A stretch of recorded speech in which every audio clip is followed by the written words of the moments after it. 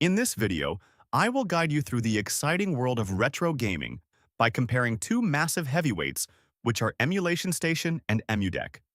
If you are looking to turn your device into a gaming powerhouse, you might be wondering which one is actually right for your specific needs.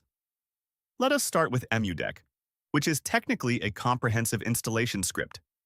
It does the heavy lifting for you by downloading emulators and configuring complicated settings automatically. It is perfect for Steam Deck users who want a seamless experience without manual tweaking. On the other hand, we have EmulationStation, which serves as a gorgeous graphical desktop interface.